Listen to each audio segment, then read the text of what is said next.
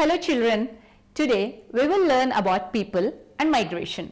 The movement of people from one place in search of livelihood or some other reasons is called migration.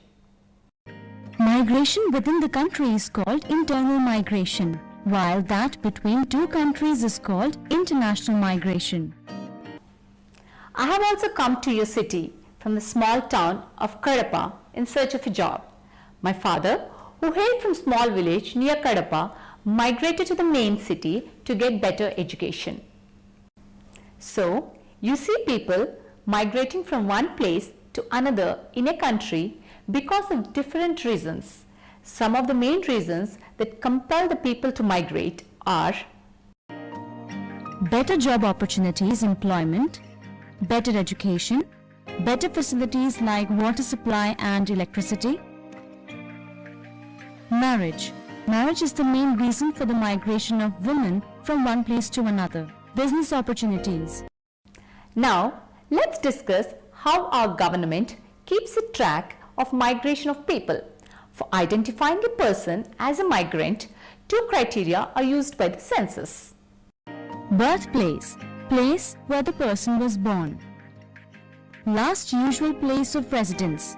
A place where the person had stayed continuously for a period of 6 months or more. Look at this table. You can easily see the pattern of migration from rural to urban or urban to urban. Now, let us look at this table. It shows the migration pattern in India in the year 2001. In India, according to the census of 2001, about 307 million people were reported to have migrated from one place to another. It was observed most of the migrants migrate only for short distances.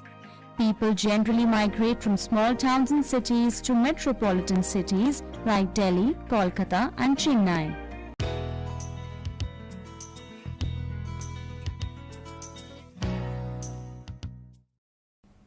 One-third of the world's 200 million international migrants, less than 70 million people, according to the United Nations Development, move from one developing country to the another. International migration from India is of two types. In this type of migration, the professionals and highly qualified and skilled persons from India go to countries like USA, Canada, United Kingdom and Australia in search of better job avenues. These people have professional expertise and have technical skills. This is also known as brain drain. In 1950s, studies showed that about 10,000 people migrated to developed countries and this number rose to 60,000 in the year 1990. The second type of international migration is that of unskilled and semi-skilled workers. Such workers migrate mostly to oil exporting countries like West Asia on temporary contracts. During the last few decades, Saudi Arabia and UAE have been known as major destinations for over 3 million Indian workers in West Asia.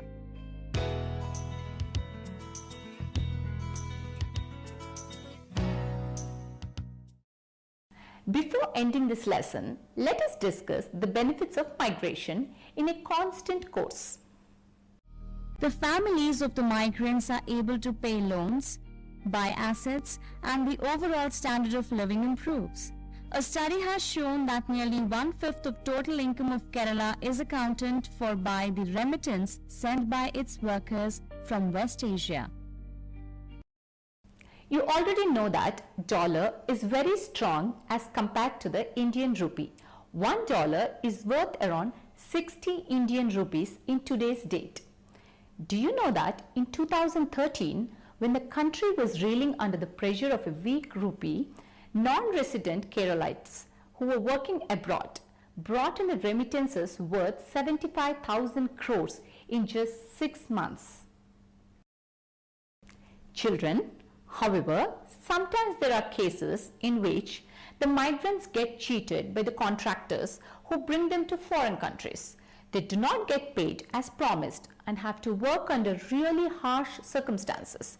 So, is there any organization that looks after the interests of such people? Yes. There are many embassies set by the Indian government to safeguard the interests of the migrants. These embassies follow the legal procedures and protect the welfare of the international migrants as given in the Immigration Act.